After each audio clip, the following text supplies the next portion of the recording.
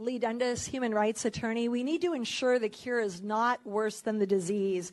Nearly 500 people were recently exposed to a COVID-positive asymptomatic carrier. 0 got sick. Asymptomatic carriers of COVID do not spread disease. That was a study on infectivity of asymptomatic SARS-CoV-2 carriers, May 13th, 2020.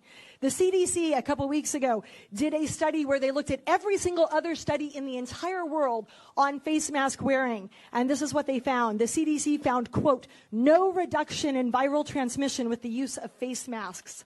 That was non-pharmaceutical measures in non-healthcare settings, May 2020. There is absolutely 0 point in putting face masks on healthy or asymptomatic carriers. They do not work to stop the virus, and what they do is cut the oxygen hypoxically low.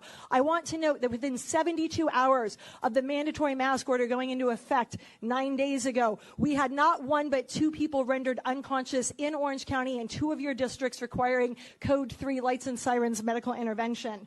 Let me explain to you what happens when people go down due to loss of oxygen. They don't break their fall by putting a hand out like an average person does when they're headed south. What they do is they drop like a ton of bricks. Their skull hits first. A good case study is the elected Sacramento district attorney. Her son pulled a low back muscle. She went to the doctor. They gave him a shot. He passed out and he dropped so hard, so fast, his skull hit the floor. I quote from the SAC-B, his head slammed full force onto the floor, which was like concrete, the DA said. For a moment, I thought he was dead. He wasn't dead. He had suffered a severe skull fracture, and that left him permanently deaf in one ear. At the time, my son never called me mommy, but when he came to, he was crying, mommy, mommy, I want to go home. We lost 2 people unconscious in the first 3 days. As the temperatures continue to go up, this is only going to increase. There is a simple solution. Thank you. Your time is up. A simple solution. We make the order optional, not mandatory, recommended, and then we don't have the liability. Next speaker, please.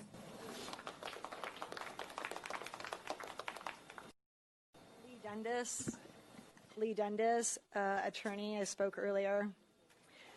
I heard a lot of talk in response to your questions by the board about the science and the math. I didn't hear a single appointed health officer, not Chow and not Quick, speak to the 2 studies that are absolutely dispositive on the mask point. The first is the fact that nearly 500 people were not infected.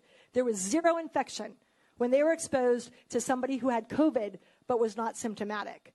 What we know is that asymptomatic carriers do not and cannot transmit the virus to others. And even if they could, the CDC on its own website came out with a study that said, we looked at all the studies worldwide, and there was no reduction in viral transmission from wearing face masks. Either one of those studies rips apart the order and all of the, frankly, pathetic justifications for that order that came out. I want you, at this point, to close your eyes, since you're probably to that point of wanting to do that anyway. And I want you to picture a TV ad coming out in your district. And that ad opens with a 911 dispatcher call. 911, what's the nature of your emergency? 911. And you hear a screaming, hysterical mother, oh my God, my 4-year-old can't breathe, oh my God. And she is on the floor of the Costco, in front of the doors in, and her 4-year-old child is not breathing. And then it cuts to a clip of me from the May 26th meeting warning that the only studies that are relevant are the fact that wearing masks drops your level of oxygen hypoxically low and precipitates losses of consciousness and fatalities. And then it cuts back to the screaming mother, and you see an off-duty fire guy, EMT in our county, going, ma'am, back up. I need to start CPR on your child. Ma'am, please back up.